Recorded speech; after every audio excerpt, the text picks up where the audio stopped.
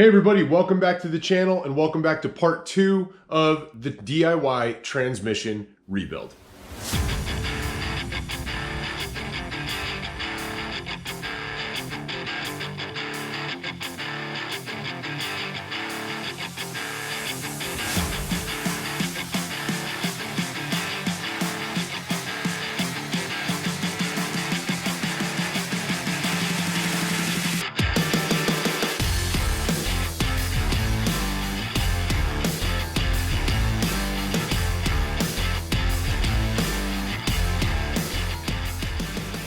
So as you guys hopefully already know, part 1 of this series showed you guys how to tear down a Turbo 350 or TH350 transmission, and also showed you guys some cool things about this trans, explained a little bit about how it worked. Now it's time to basically take a bunch of high performance parts, put it back together. Those high performance parts usually equal high dollars. But the cool thing about redoing your own transmission like this, especially on one of these older transmissions, is that they're actually not that expensive. The labor is usually what you're paying for when you rebuild one of these, and you can save yourself a ton of cash by doing it yourself. But with that said, I have to explain something to you guys. Basically, every auto manufacturer, every aftermarket auto part manufacturer is gonna say this in the fine print in their instruction manuals, on their box, on their website. They say it everywhere they can, and there's a disclaimer.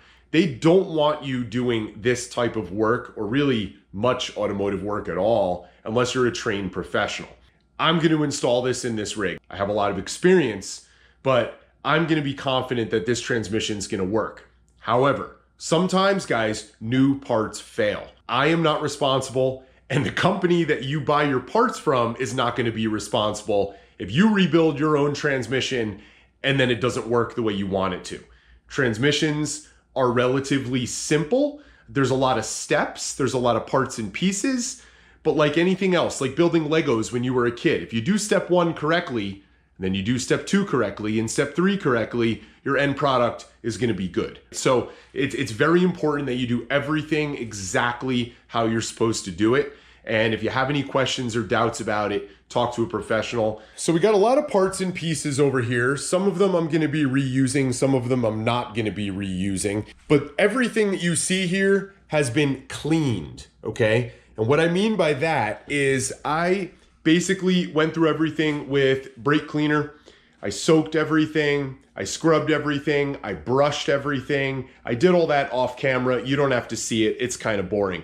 The only things I didn't clean were our clutch packs and our steels. The clutch packs and steels are actually gonna be replaced, and we're gonna do it with this kit. I bought a kit here from Jegs. I'll put the part number for that kit in the description of this video, along with some of the other things that we're gonna use later. Jegs puts together a pretty nice little kit here for these transmissions. So, steels, right?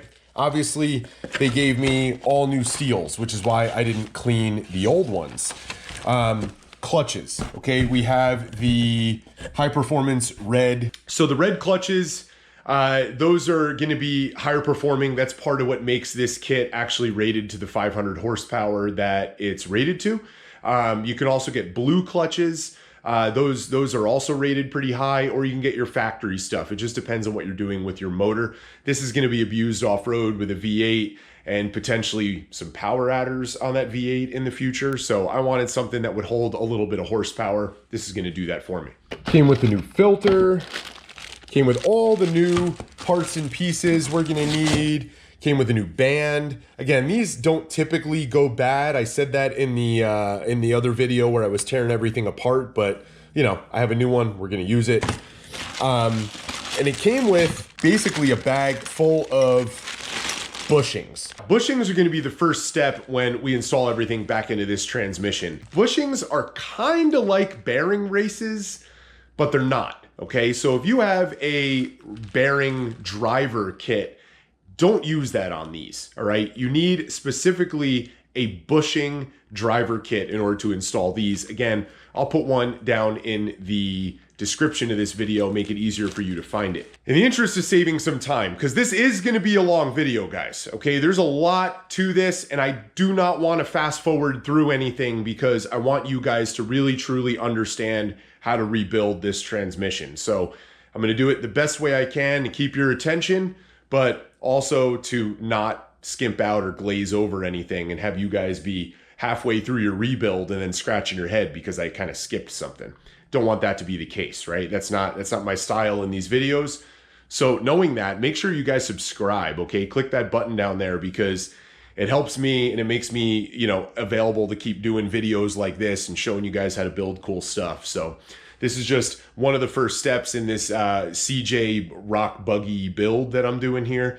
And there's going to be a lot more coming, suspension, frame design, all that kind of stuff. So make sure you check it out. Let's get to step one of this video, installing and removing your bushings. So we're going to start with the bushing that's inside of our direct drum, okay? This is what it looks like. You're going to find that part. Let's get to it. If you're unsure of which bushing to use, obviously they're not labeled here and you got a lot of bushings. A real quick, easy way is to basically just pick up a couple of bushings, pick one up that looks like it might fit, right? You can see on the inside of this direct drum here, there's our bushing. So we're basically gonna just see if it fits. And obviously that one's way too small. So now we need to find something a little bigger. And there we go. The first step you'll always probably wanna do is try to get some light. Look at your old bushing. Like I said, try to find that spot where it's kind of pushed together and crimped together. And that's where you want to put your bushing cutter to kind of pound out your old one. Sometimes you can also use the bushing press, you know, your bushing driver to basically knock it out. This one's a little different though, because the opening on this end is too small. So you can't actually get your driver down in there. What we're going to do is use our bushing cutter. I'm gonna basically put it on there, give it a couple good hits with the hammer, and just knock that bushing out. All right, there we go. Now you can see how I was kind of close actually to where that bushing was kind of crimped together, but you can see what that bushing cutter did, right? It just kind of cuts it and deforms it, allows it to kind of fall out way easier. So that's why you definitely want this tool to get these out. A really good habit whenever you're putting a new bushing into a piece like this direct drum here is you want to be aware of the openings. Sometimes you'll have these, sometimes you won't, just depends on your part. But you want to identify that spot, right, where it was kind of crimped together and pressed together, and put that opposite one of these. It's just a really good habit to get into. In this particular situation, it probably really doesn't make a difference because the bushing is going to be well past those. There's my opening. There's the openings on here. I'm going to rotate it, you know, basically 90 degrees past one of those openings, kind of set it in. At this point, with it just kind of roughly set in there, you'd like it to be as straight as possible, okay? These bushings have to go in straight. They won't correct themselves if they start to go in a little bit crooked. So you got to be really positive that you're getting it in there correctly. We're going to give it one good, decently tough smack with the hammer to kind of start driving it in, and then we're going to finish it and send it home with some lighter taps. The real important thing with this is our bushing actually has a spot down inside here that is going to prevent it from going too deep. You don't want it to bottom out on that and then keep hitting it with the hammer because you will deform the bushing. Now, once that bushing is all the way pressed in, you can see there by my finger, there's kind of like a stop down there. When you get down in here, you can kind of see, I don't know if he comes up on camera all that well, but there's like a beveled edge. You want to make sure that we're below that, and then we'll test it out. Now, one of the things you're going to need before you test it, and obviously before you assemble this transmission, is assembly lube. Now, you're not going to use just any assembly lube on this. You're going to actually need something that is specifically designed for transmissions. Transmissions are really typically sensitive to the fluid that is in them. And the cool thing about this assembly lube is it is actually designed to completely dissolve once the transmission reaches operating temperature. So really good to help you keep parts together. It's a little bit tacky, a little bit sticky. Basically put it on our bushing. We have our assembly lube on there. We grabbed our pump. This part of the pump's called the stator. And this ring right here, this smooth surface is where that is going to ride. So We're basically going to take these two, just kind of gently fit them back together. This guy should kind of, once he finds the right spot, just kind of fall down on there completely. But this guy, we're good to go. All right, now we're going to use the rear planetary. We're going to replace that bushing in there. Now there is something interesting about that bushing in there. We'll get to that in just a second, but we're basically going to use the cutter, pound it out. We're going to flip it over. We're going to press a new one back in. Guys, something real quick here worth paying attention to. I have our old bushing and our new bushing, and if you'll notice on the inside, I think you can see it right there, there's actually a groove already cut into this one on the new side. Well, some of your bushings are going to have that groove, some won't. This bushing has it. It's a little bit harder to see there because it's a little bit more worn. These bushings are actually designed to flow transmission fluid through them for lubrication. So it's real important that if you push a bushing out that had that you make sure that you replace it with a bushing that did have it. In most instances, you're only going to have one bushing that's going to fit. They're all kind of sized a little bit differently, but if you do happen to come across one that you think might work, double check that real quick. Just make sure you're putting the right bushing in there so you don't have some problems. So we're going to take the bushing driver that fits inside of our new bushing correctly. This bushing has those little grooves in it. We're going to place that down in there nice and straight. Got our bushing driver down in there.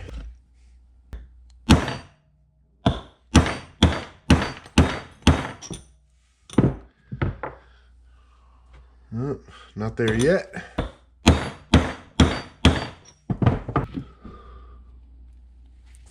Okay, so hopefully you guys can see it down in there, right? Our bushing is placed. There's kind of a beveled edge right in here, and that kind of meets the outer edge of that bushing.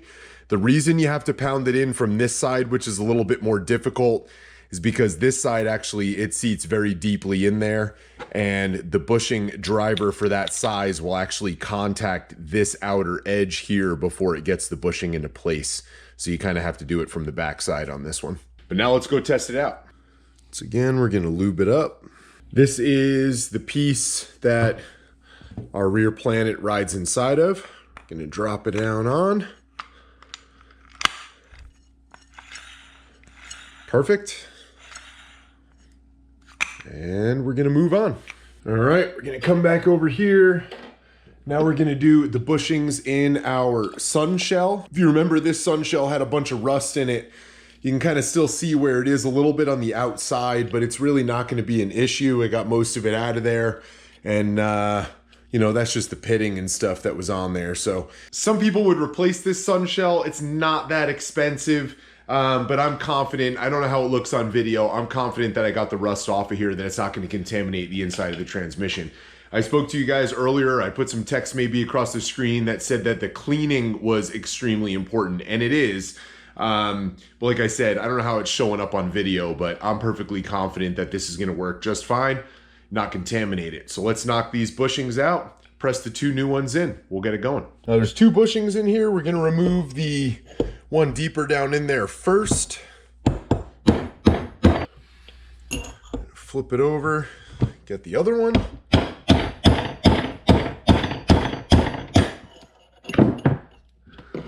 All right, now with those bushings out of there, you got two more bushings that are exactly the same as the other ones that we just took out. They even have the groove cut in there for the oil on both of them. So we're gonna use those. We're basically just gonna pound them back in using the same driver that we used before. Remember to hit it real hard in the beginning, and then you can kind of tap it into place.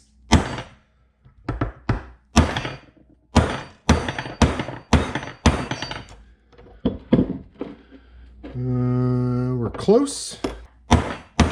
All right, yeah, I'm happy with that. Flip it back over.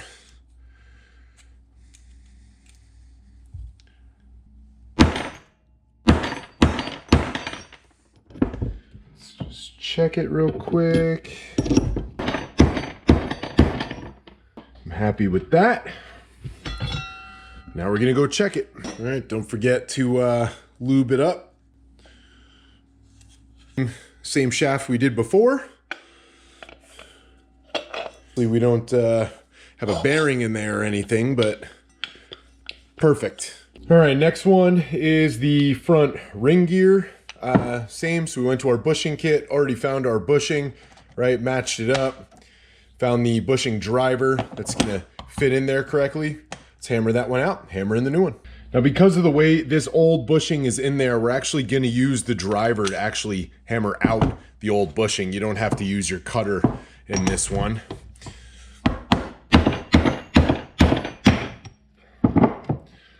Okay, knocked out that old bushing, no problem. And put in our new one. Now, it's important to make sure you don't go too deep on this one, so we're just gonna make sure we're centered here.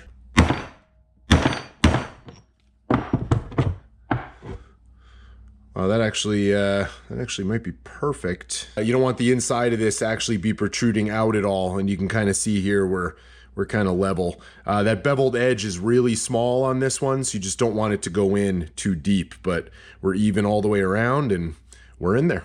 It's much easier on this one if you don't put the planetary in like it's gonna go in on final assembly.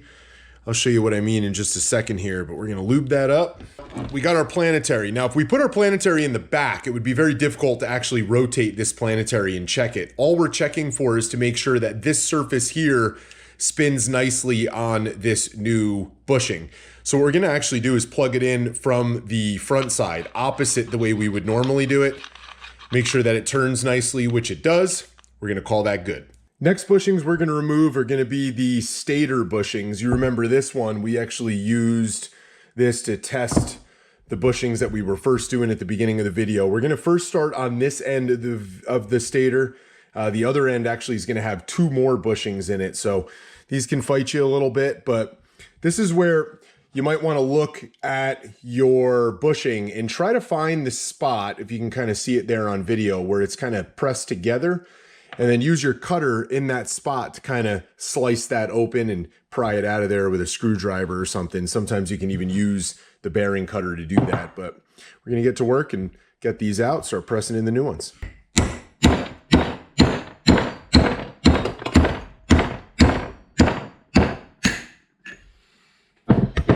All right, so we're able to cut right through it.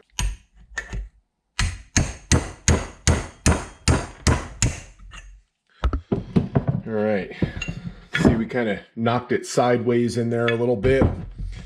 Now sometimes you can get in there with your cutter and just kind of pull it out. But you can see how that cutter made that nice even slice there right through this bushing. You see I missed the spot where it was keyed together, but cut through it anyway, no big deal. Now we're gonna press in the new one. Got our new bushing.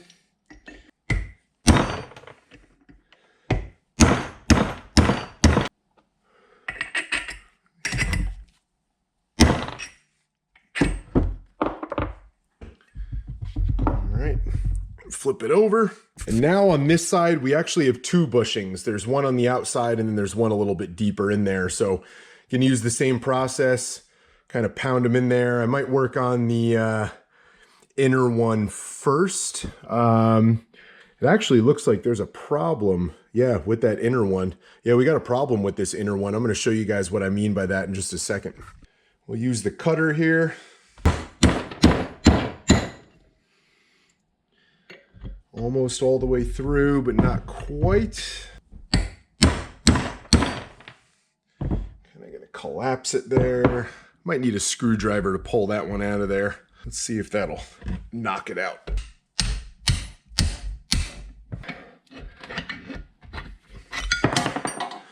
All right, see what that cutter did to that guy. Didn't stand a chance. Now we got that inner one in there, so get back at it with the cutter.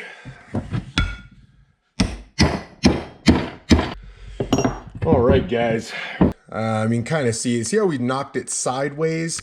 Well, that guy is so deep down in there, getting him out's kind of a problem. This is where you need a long screwdriver. If you remember our screwdriver from the beginning of the video with that hook in there, getting that C-clip out, that was in part 1. Basically gonna go all the way down in there with that screwdriver, just kind of tap on the end of it, and it should, yep, pop our bushing right out. I dropped it on the floor, but you get the point. The last person to actually build this transmission or build this oil pump created a problem here. You see this little hole, right? There's only one. You go all the way around and you'll find it again. Okay, so there's this little hole here. Well, there's another hole on the inside. I don't know if you can kind of see it right there. You can also see that there's like a ring in there right now, ring of color that you can see going all the way around that basically covered that hole. That's what you don't want to do. You're going to have to push that first bushing, the inner bushing, the one we had used the screwdriver to get out. You want to push this bushing just past that hole so that hole is kind of in between this bushing and then the outer bushing, the first one that we had removed.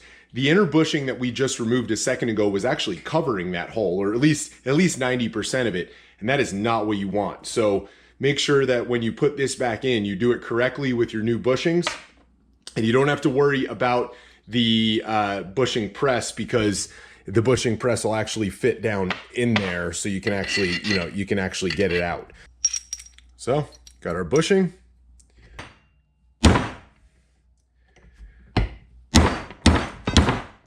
Gonna check. Not deep enough yet. Not a bunch, just a little. Okay. Now we got that bushing in there. You can see that bushing is right there. We got our hole exposed above it. Now we're going to send in our last bushing here. And there we go, right? Then we have that beveled edge all the way around, mating with the edge of that bushing. Nah, we're good to go. Now we're going to do the other side of the stator, which is actually the pump, right? If you remember, it had the gears in here in the first video. Well, it's got a bushing, but it also has a seal. So you can use a seal puller. They typically don't work all that well, so I'm just going to use a screwdriver. We're going to knock that out, get this done. There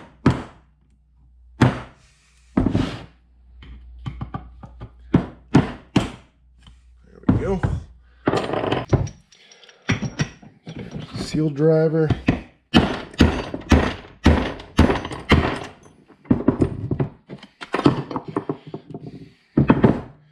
Here's our old one. Gonna take that opening 180 degrees from the other side. Send it in a little bit too deep. You can always tap it back the other way. At this point, we can take our seal that we removed before. Obviously, in our rebuild kit from Jegs, we have a new one here, and we can just lightly start working that in and tapping it all the way around.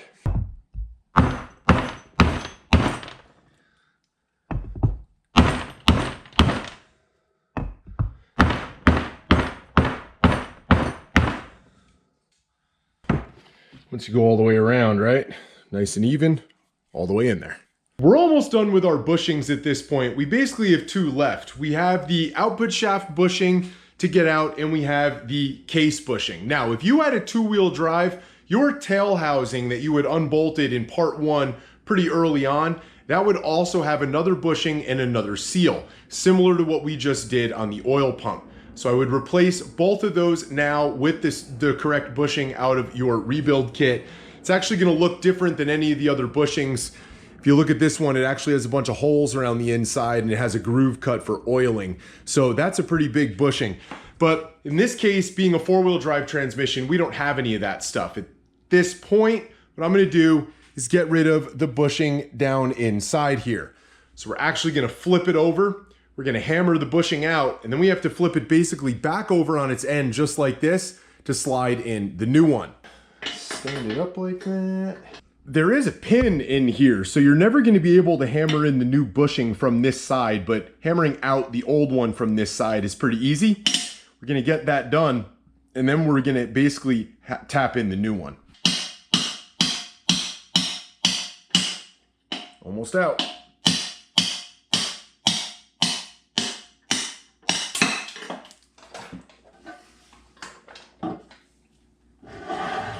There's our old one. If you notice, it had these little V notches cut out in it. Our new one in the kit is gonna have the exact same thing. Taking our same driver and setting it down in there. Now, because you can't get the hammer down in there, this is a pretty heavy hammer. I'm actually using the head like this, and I'm basically just striking it, being extra careful to not strike the edges of the hammer against the case.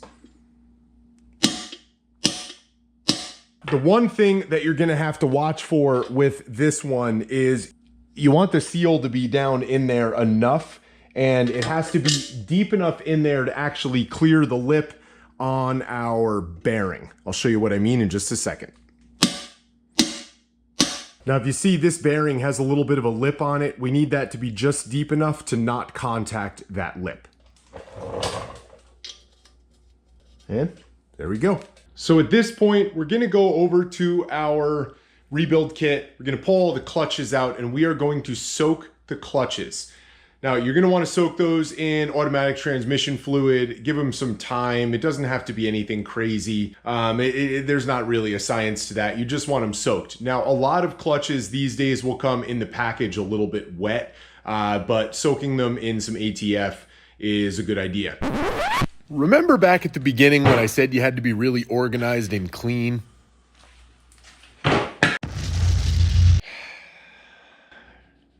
Yeah. That happened. Stupid, right? I told you that you need to remain organized, you need to remain clean in your build, and I took something that was round and set it on its round side and it rolled off the bench. That caused me to essentially double the cost of rebuilding this transmission myself because I had to buy a new one and they are not cheap. I wound up getting a new one, or a kind of a used new one in good condition, and of course, you saw me put the bushings in it a second ago, so I had to buy another bushing kit and put new bushings in that. But at this point, we're essentially ready to go and continue with the build. The one thing I did off camera that I didn't actually talk to you guys about was the bushing on the end of the output shaft. No matter you have two-wheel drive or four-wheel drive, you're gonna have to do this. I thought I had already filmed it. I guess I didn't. Let me talk to you about that, and then we'll move on with putting this thing back together. So we're gonna come over here to our enormous parts pile, and you're gonna notice that the end of this actually has like a black bushing in it. Some rebuild kits come with a steel one. Some rebuild kits come with a plastic nylon bushing. In fact, the kit from Jegs came with the nylon, and then the replacement bushing kit that I bought to fix that stator I broke also came with a nylon one. I kind of prefer the nylon one. I feel like it seals better, but you know, kits interchangeably use them and there's arguments for both on the internet. So use whichever one you want. I am gonna use the nylon one. Now, removing your old one, if it's nylon, super simple, but if you had the steel one, you can't actually fit the entire tool down inside of it. You can see here, I basically cut one end, sliced it up the middle with a grinder, and wound up making it a much narrower tool so that I could actually fit it down inside there. You're gonna have to do that. And you know, you can still use the tool on this one end, you just don't have that other side. At this point, you're gonna wanna take that brush and your transmission assembly lube up the entire inside of the case. Get ready for reassembly. It's now time to install our low reverse piston. That was the last thing to essentially come out, so it's gonna be the first thing to go back in, but we do have some seals. We have three, right? We have one here, and one on the inside. You're just gonna use a pick, remove those. There you go, got one. With our new seals from the install kit, gonna replace those back in there. We're gonna do our inner. Don't forget to lube them up. And with that all lubed up, it's time to install it in the case. If you'll notice on the front side, or well, back side of this piston, there's that nub up there. Well, that nub is actually gonna fit down in there in this little spot. So you kind of have to basically lower it down in there, which isn't the easiest thing to do with one hand. Let's see if we can maybe manage to do this. You kind of rotate it and you'll feel where it kind of catches and locks in place, and then you can kind of push it down in there. You're gonna have to push kind of hard to get it to slide down into position. There we go. At this point, we're gonna reinstall that by placing our springs down in there over each one of all of those little nubs down in there. With all those installed, we're gonna lower this plate back down on top. I know part of this might be a little bit difficult for you guys to see. So the hardest part with installing that spring retainer plate is the fact that you need to guide it down with precision, very centered in the case. Those springs sometimes don't want to send it down nice and perfect and flat and level, and it will get hung up in the machine groove that our snap ring is going to want to fit into. So sometimes some pressure on one side or the other with your fingers, if you can reach down in there, or maybe a long screwdriver, will help guide it into place so that we can get to the snap ring. And at this point, I repositioned the tool to give myself a little bit more room to get my hands down inside the case, but installing that snap ring down in there with you guys being able to see me do it is just next to impossible. Hopefully you remember removing it. If you don't, maybe you can go back to part 1. I think I showed it a little bit better. We're basically just going to start installing this by installing one end of the snap ring into its groove, holding it in place with my fingers or a long screwdriver, and then basically going around the rest of the snap ring, working it into place. Once we're done with that, removing the compressor tool, and you're ready to go. So in order to remove our piston from our direct drum, we actually had to remove all the springs and everything off of it. Now you're not going to want to skip this step on a rebuild because the piston has seals and the direct drum has a seal in here, and you're going to have to replace those. So we're going to do that now. Then we can start putting all of this stuff with these springs, our retainer plate, everything back together. Just like we did earlier, you're going to want to try to use your pick and remove these seals. Now mine are, once again, very dry rotted, very stiff. It makes it kind of difficult to get them off. But there is something that you're gonna see on this seal. This is actually what they call a lip seal, and it actually has a rubber lip that kind of faces down into the drum.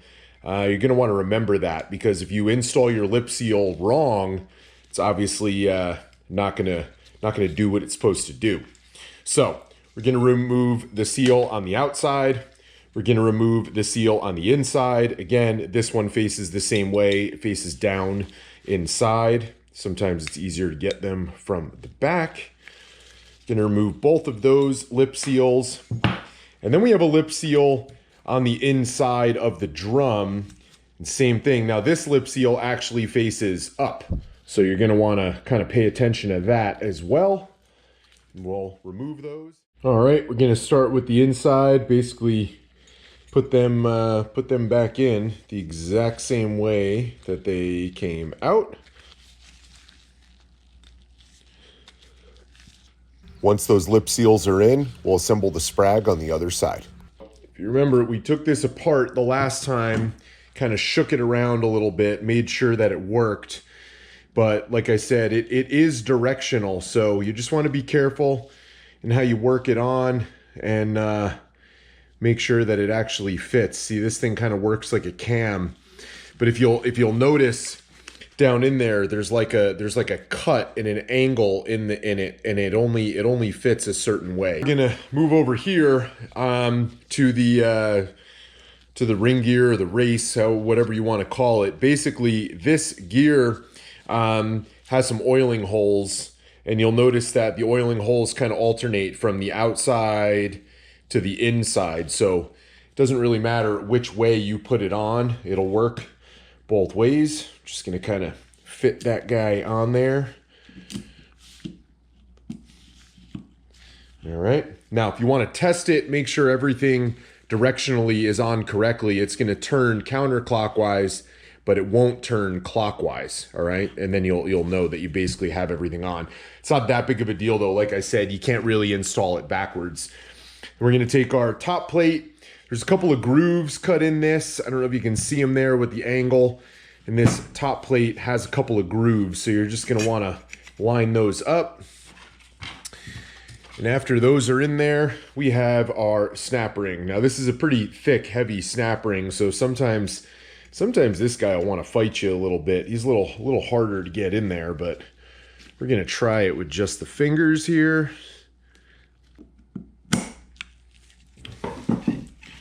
All right, turn it, locks, we're good there.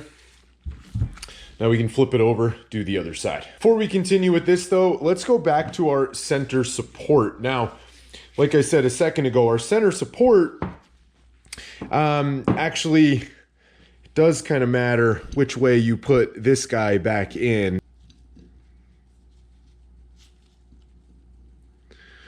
All right, kind of like the sprag on the other one. If you get real close here, you can kind of see how it's cut. I don't know if you can see it there on camera, but you can see how it's cut, and it kind of only fits in one way there into the center of this. And then you're going to take your roller, kind of slide it back in. Now, depending upon the way that you're putting it in, the side that you're going to want to put it in, you got to remember that this roller clutch will only spin one direction. It will not spin the other. So if you're facing yours in this orientation, right, you have these beveled sides facing away from you, it'll turn counterclockwise. It will not turn clockwise.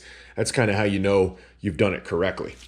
All right, now before you reinstall one of your pistons here, obviously we need everything to be lubed up. We need everything inside to be lubed up. The biggest thing to remember is on the piston, these lip seals actually face down into the drum, right? The outer, the inner, they both face down. The one that's on the drum faces up. That's a really big deal. I know I already said it, but don't mess that up. You're also going to need a lip seal installation tool. There's a couple different styles. One has a really thin, flat piece of steel on the end.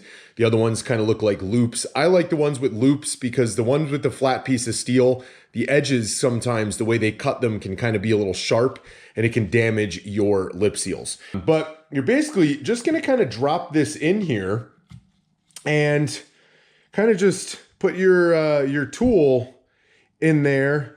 Just kind of go all the way around so that your lip seal is sitting correctly all the way around position here. See? That one end popped. This other end doesn't really want to yet, so we're going to kind of help it, make sure that our lip seal is good all the way around. It'll go. You don't want to force it because you don't want to hurt the seal. There we go. We're going to have some other lip seals on other pistons. They all get installed the same way. Don't forget to lube them up. Don't forget to make sure that the lips actually face into the drum and that if there's any in the drums, they face up the opposite direction. You're going to install them all the exact same way. I'm not going to show you how to do the rest of them. I'll mention it just to make sure that you don't forget it and skip a step, but I'm not going to show you how to do it. Save a little time in this long video, and let's get back to building this trans. All right, now we're over here at the press. Now, all these little nubs, similar to the low reverse piston inside the case that we already put together, we're gonna take our springs, we're basically gonna stack them up. Once all these are in there, we're gonna put our retainer plate on top, and that's when I'm gonna show you guys the easiest way to basically do this without spending more money on extra tools that you really just don't need. So as you can see, we have all the springs in there. Just gonna kind of carefully set our spring retainer plate on top. All right, so what I like to do is take a couple of spacers. You can get these at Tractor Supply or a number of other places.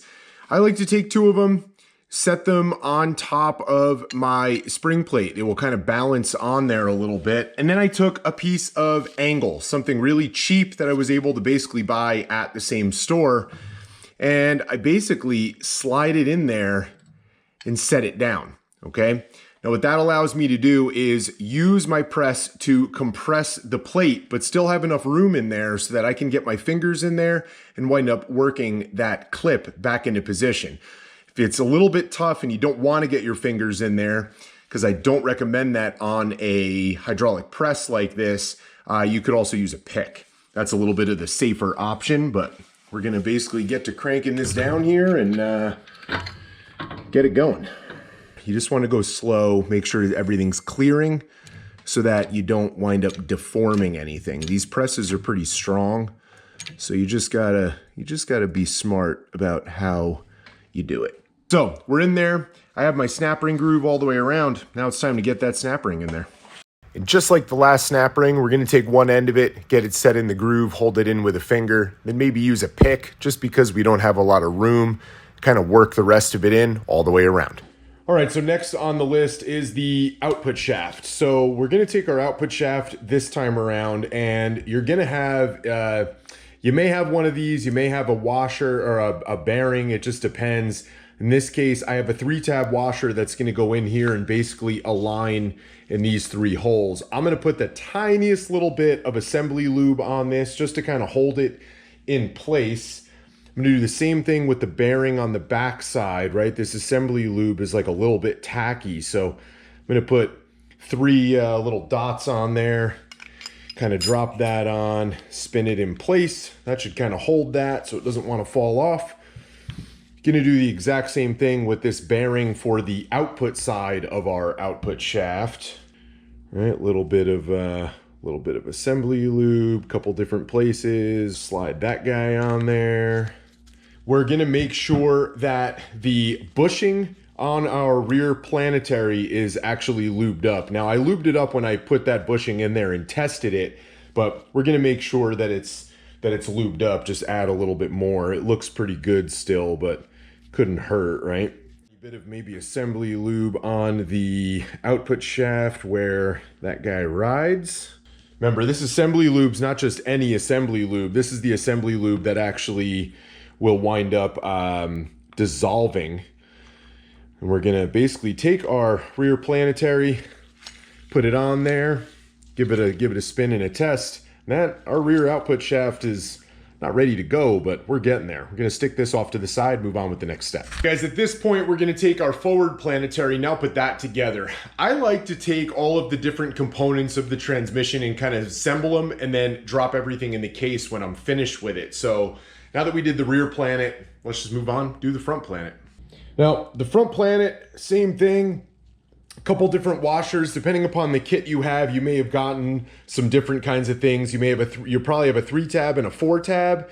Our 3-tab happens to still be plastic, no big deal. Again, assembly lube on all 3 sides. I'm going to drop it in place over here on our drum. Our 4-tab, actually going to reuse it. These metal washers don't really wear out. You know, you can start to see it kind of start to wear out, or at least the top finish rub off, but these kind of glide with transmission fluid in there, and that's what I'm talking about. There's that finish wearing off. You can kind of see the discoloration, but it's really not a big deal. These things kind of go forever, so I'm gonna wind up reusing it. Now, something to note, these 4-tab washers, 1, 2, 3, 4, actually look like they would ride in this, right? In these little holes here, but they actually don't. They ride in the holes that the planetary is actually installed in. So we're gonna wind up putting those in there. And then I'm gonna make sure this is a little bit lubed up with assembly lube, same thing with the bushing. Now we're basically gonna take this guy, flip it over, and drop this in. Now, if you remember, the first time that we put this together to test it, we actually did it from the front side. We're doing it this way now, because this is the way that this guy installs, all right? It's not the easiest thing to actually test once we're done. It's just easier to test it from the other side, but there we go. Everything's in there, and they're nice. We're ready to move on. Don't lose the C-clip that was with this. There's a really, really small one. I already set it off to the side. Don't lose it. It's the one that's basically gonna hold this on the shaft later in the video. Now, our rebuild kit did not come with new 4-tab, 3-tab washers. Some of the rebuild kits do, some of the more complete kits do. This one from Jegs, that's pretty much the only thing that it's missing. I kind of wish it had them. At the same time, I know that the end play on this transmission before was pretty good. So I'm assuming that by using the same stuff and putting it back in the trans, our end play should still be within spec, and that's exactly what we're looking for. If you did have a newer style washer, I would use it, okay? Some of these replacements are actually gonna be metal, but you can kind of line them up next to each other, even use a micrometer and tell the difference between them, maybe stick a shim where you need it. But at this point, we're gonna basically throw that back on there and stick it off to the side, get ready to start putting a couple of more parts back inside this transmission, see how it all works. And now's a good time to finish doing all of the rest of the lip seals on your pistons. This piston is actually from the oil pump. And that's one of the components we're gonna put together next. So it's a good time to replace those lip seals. Same process, make sure you wind up having those lip seals face down. I cannot stress how important that is, and get to it. Same thing here with the forward and direct drum piston, basically on the drum behind your input shaft. Once again, seals down, seals in the drum facing up. You're gonna use more springs in the vise, just like I showed you earlier. Get that back together. And a little YouTube magic, right? Compressed, circle clip on there. That's what it should look like when you're done. All right, guys, this is one of the reasons why I like working at home and doing it kind of my way. You can see I have a pretty big hole drilled here through my plywood all of a sudden.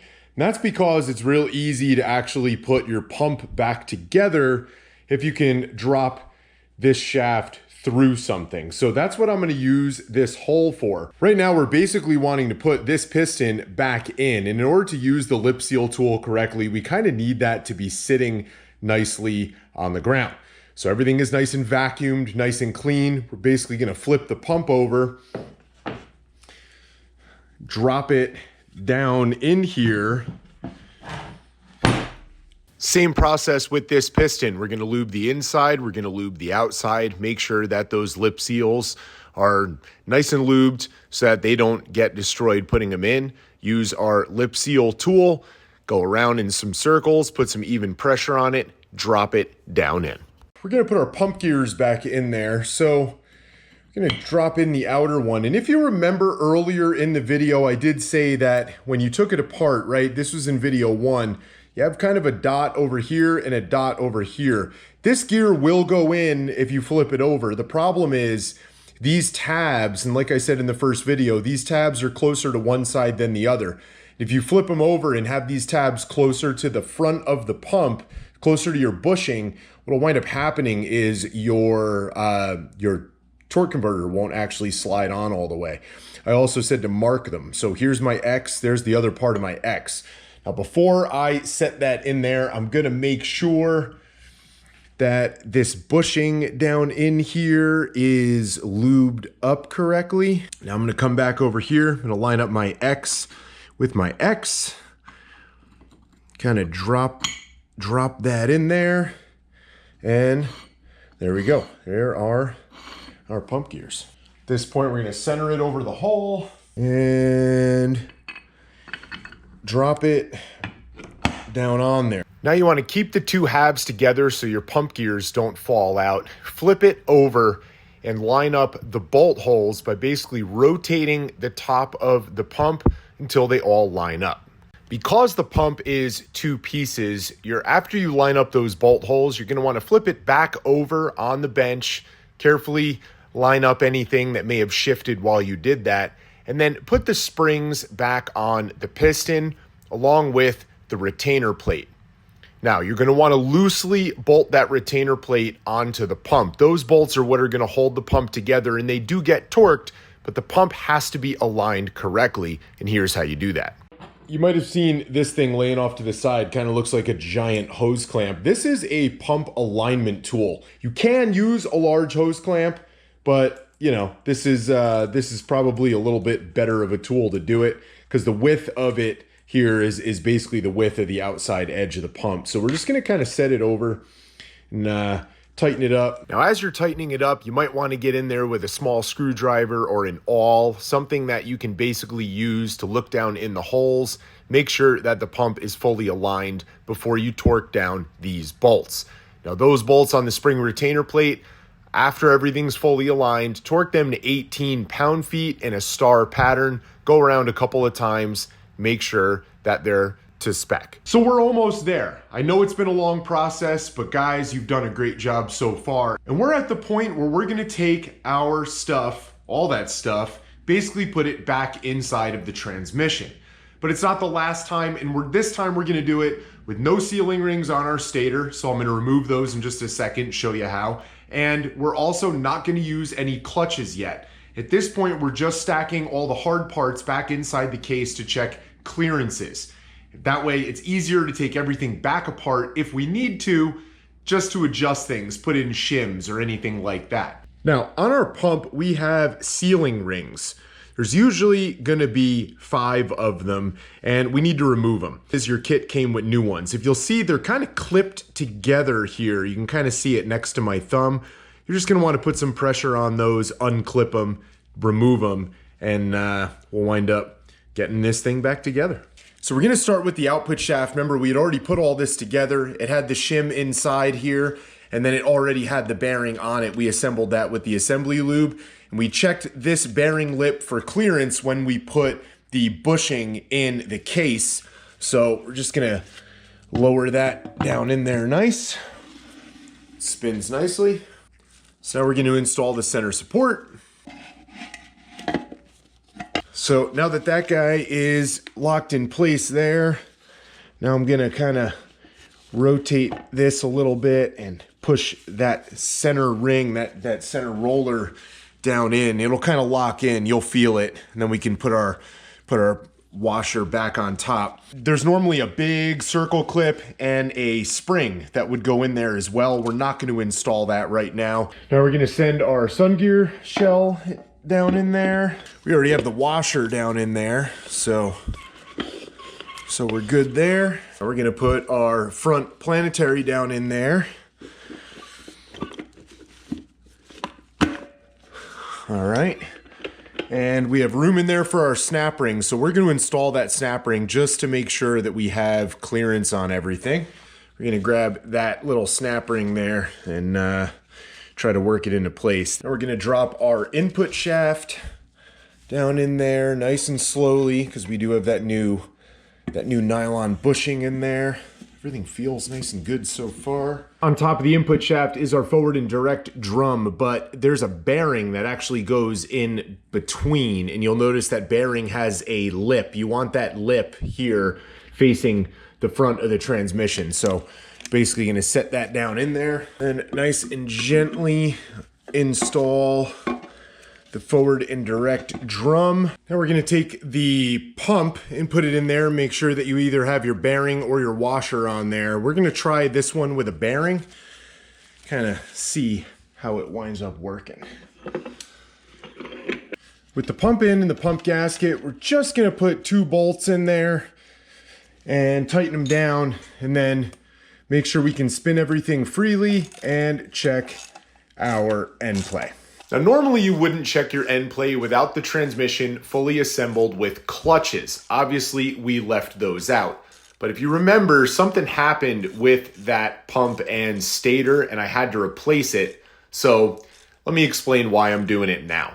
All right, guys, so no clutches, no nothing inside of this transmission, and I can spin it with my hand. Now it's a little tight because my bushings are a little tight being new. Sometimes that'll happen. I spent some time spinning them on, or spinning that drum on the bench and hitting it with a rubber mallet, kind of wear in those bushings a little bit, help form them and match them to the input shaft.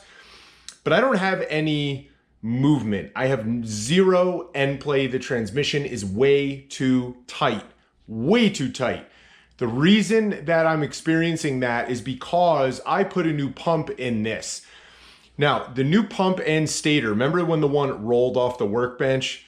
God, I wish I could forget that. That new pump came to me with a bearing on it. If you remember, my old pump in video 1 had a washer on it. There's two different style pumps. Well, this pump is actually the washer style, but it had a bearing. That's not all that uncommon for pumps, especially in the aftermarket world, to be retrofitted that way, but they have to machine them down a little bit. I'm thinking that wherever this one came from, it wound up getting fit with a bearing when it should have had a washer. So I'm gonna put the washer back on it, reassemble it, check my end play that way, just to make sure I have some before we put it back together with clutches to do the final end play check.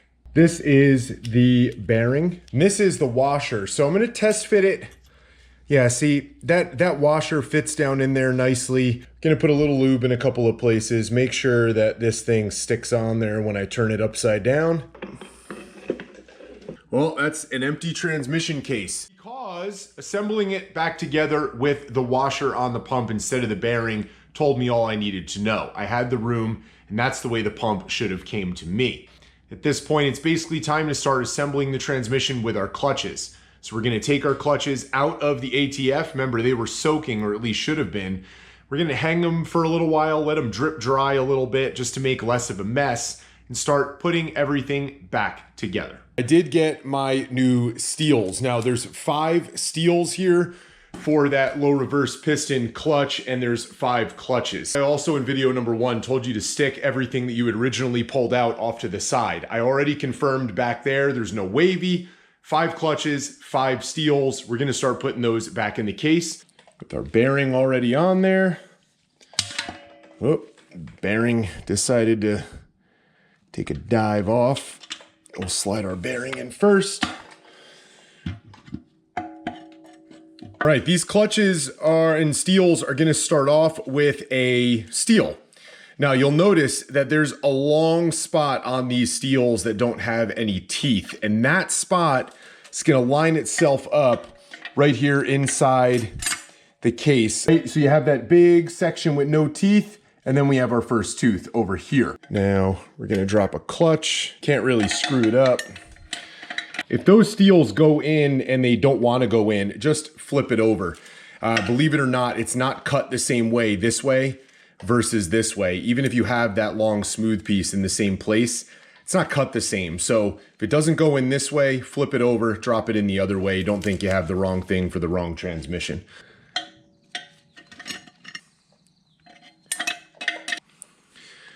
Another clutch.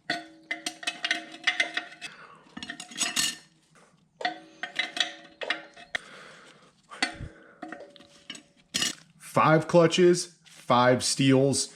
Start with a steel, then start sacking your clutches. Your clutch should be the last thing. The next thing you'd install back in your Turbo 350 is your anti-clunk spring. Now you saw me remove that in video 1, but this spring's job is to basically stop the transmission from internally clunking when you downshift or when you go from, reverse to drive, a situation like that. Sometimes the inside of the case where we were basically just fitting those steels through, right? Those aluminum grooves will kind of wear through. This isn't that worn, so I'm not actually putting a case saver in it. I want the drivability to basically have this back in there. But if it was worn, there's a couple different styles of case savers. The easiest one to put in is the Texas shaped case saver. But again, this is gonna make your transmission nice and quiet. So if you can put this back in, it's probably a good idea to put this back in. In this section where there's kind of a big gap between the machined aluminum pieces, down in this corner toward the bottom of the transmission, the 6 o'clock position, there's like a machined groove that actually fits right here in this spot on the anti-clunk spring. So this is basically the way that that's gonna just kind of drop in and kind of slide into position. Now we're going to install our center support. With that center support, you got to get a screwdriver in there to kind of push that anti-clunk spring over, be able to fit that center support all the way down in there. Basically just work your center into place. That locks down into position. Put our 4-tab washer in there. I'm actually gonna re-lube this guy first, but then we're gonna place that in there, and then we'll move on with the rest. All right, so now it's time to install the snap ring and hold all that stuff in there. This snap ring is the only one of that diameter. It's basically the entire diameter of the case. You can see that open section there. That section's basically going to be aligned to allow the anti-clunk spring to kind of fit up between the two ends and not interfere with it. So basically work it down in, start with one end, then wind up using a screwdriver to kind of pry the rest of them into place, working it all the way around. We're going to reinstall our sun shell back in there. Sometimes it takes a second to get those gears all lined up right. Again, make sure all your bushings are lubed up. Gonna install our planetary. Gonna get our snap ring back in there. So we have our direct drum. We're gonna get the clutches in this guy now. And we have our forward drum. So we're gonna flip our forward drum over, load some clutches in the back. Now, once again, we can take the old original stuff and confirm the fitment of it, right? And I can count in here that I have 4 steels and 4 clutches, starting with a steel, then putting in clutches, steel clutch, you know, that kind of way. We're gonna end with a clutch, and then this thick metal retaining ring goes on top with a snap ring.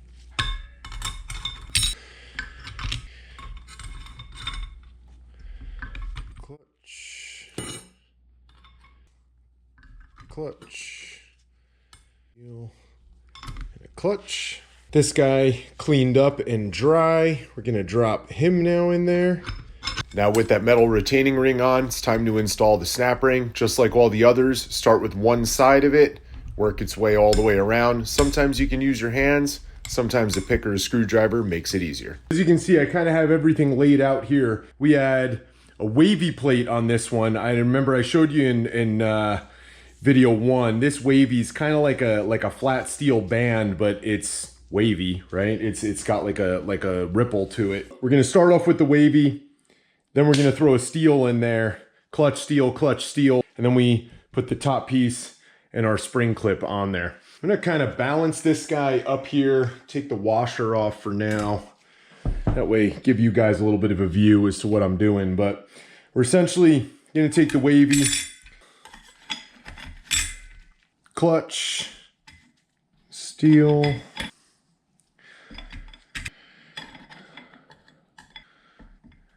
clutch,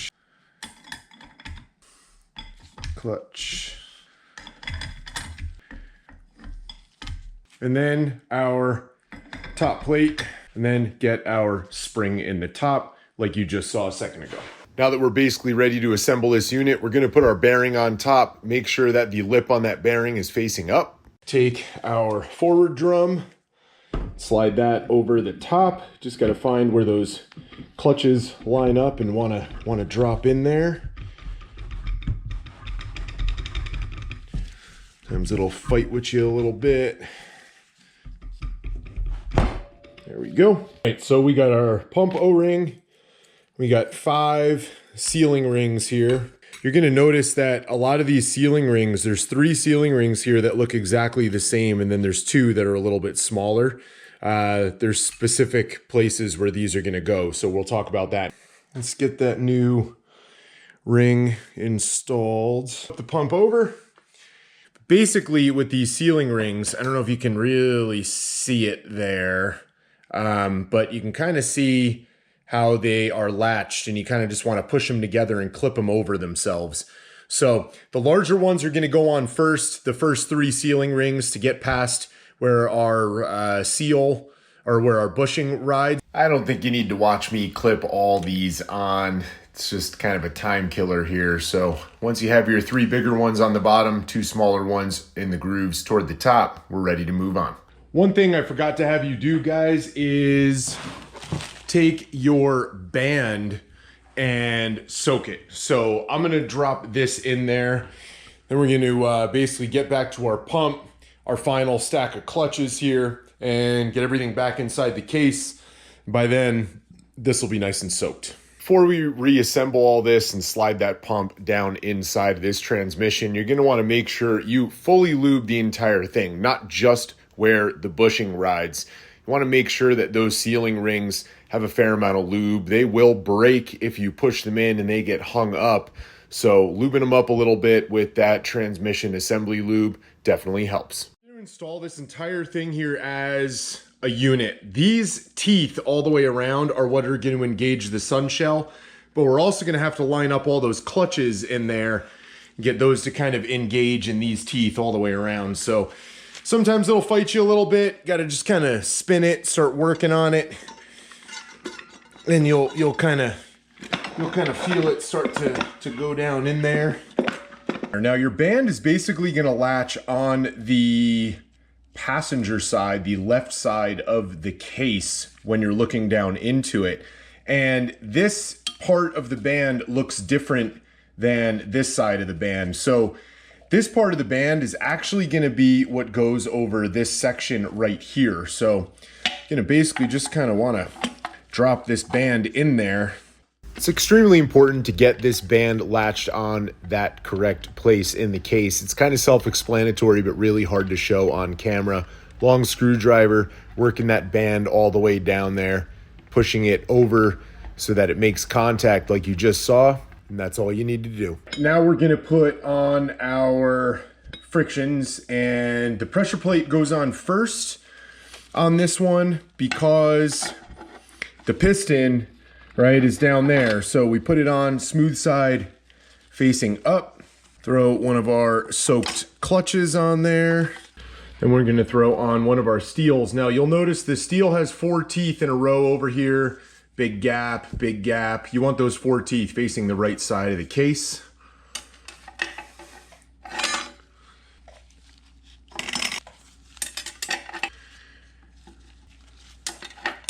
And then, if you remember when we took this guy apart, we had a wavy. So after that last steel, we're gonna throw our wavy on top of there. A lot of people will delete that wavy that you just saw me put on. It gives it a real firm shift, but again, we're putting in a Transgo shift kit in this, which gives you a couple options as far as how you want it to shift. I don't want it to shift so hard that I'm breaking things off-road, right? That to me is a little bit too much of a shift. I've had old muscle cars with turbo 350s in them. You want to build them so that when they shift, they chirp second gear, break the back tires loose for just a split second.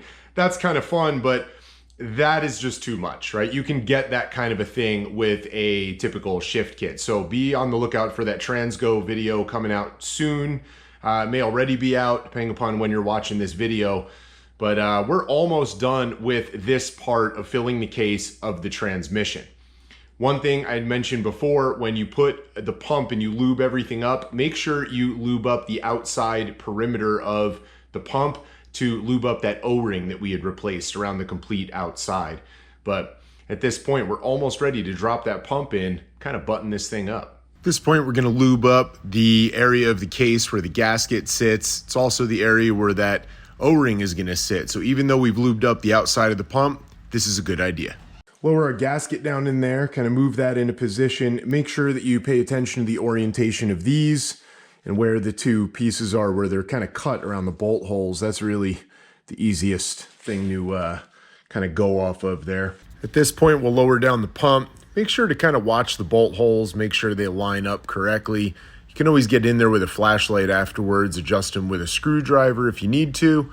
Now, because we have that new O-ring in there, we need to make sure that we tap around the pump with a rubber mallet just to make sure that that O-ring gets past the outside edge. All right, that rubber seal is now inside the case all the way around. Now it's time to put our new bolts in and torque it. But the oil pump bolts, now this is extremely important. If your install kit happened to leave the new pump washers out, you need to replace those. You cannot get away with reusing the old pump bolt washers. So I usually take a pair of snips, I cut the washer, twist it, pull the old one off and replace them. My kit from Jegs happen to have them, but sometimes people leave them out of their kits. If that happened to you, do not try to get away with reusing the old pump bolt washers. Make sure that you call, you find them somewhere and replace them. Otherwise, it will leak. But we're gonna get to putting those in, torquing those down, and away we go with the inside of this case being stuffed. At this point, I have all the bolts, the new washers on them that came in the kit. Gonna kind of hand thread them in here, make sure Make sure everything's actually going in and engaging the threads in the case correctly. And then I'm gonna torque them to 18 pound-feet. But I'm not gonna torque them to 18 pound-feet right away. Probably gonna torque them to 14, 15 pound-feet. And then I'll come back and re-torque them the final few pound-feet just to make sure that the aluminum threads in the case are still good. Now, sometimes with these transmissions, you put them together, you take them apart so many times, it creates a weakness in the threads, and then you have some sort of a problem here. So just hitting them with 18 is not always the best idea. But guys, with that said, once that's done, you basically have just rebuilt your first Turbo 350 TH350 transmission. Now, I didn't touch the valve body on this transmission yet. We didn't do the governor on the side yet. We didn't do, the actuator yet. All that stuff is very simple to reinstall. And the reason I didn't do it yet is because all of that stuff is actually going to be put back together in a little bit of an aftermarket capacity. I am installing a Transgo shift kit, as I mentioned earlier in this video. And some of the springs and some of the things that I'm going to be installing in this case aren't going to be factory. If you were replacing things factory, you would just be replacing more seals on those items from your install kit, slapping it back together the same way it came apart. It's very simple. The internals was definitely the most complicated part of this, but definitely check out the video about the valve body. It will show me putting together the rest of this case. But guys, that's about it. That's all there is to it. It's really not all that difficult. Lots of steps, but really, truly not that hard. I'm gonna leave you with this. It's kind of like a complicated Lego build, right? If you're a kid, when you were a kid, you built Legos, maybe your kids build Legos, your grandkids, whatever. Some of these Lego kits are like really insanely difficult, and step one's not hard. You look at the finished product and it's crazy, right? You think about the voodoo magic that goes on inside these transmissions and it's kind of wild. When you take it all apart, it's just nuts and bolts. It's just clutches and steels. It's just bearings and bushings. It's really not all that difficult. So guys, look up a video, check your end play, make sure it's within spec, adjust it with shims as needed. Mine should be good. I'll check all that later. This video is long enough. Make sure you subscribe, share it with your friends, drop a comment below, let me know what you think. Get out there, make sure you guys keep building things.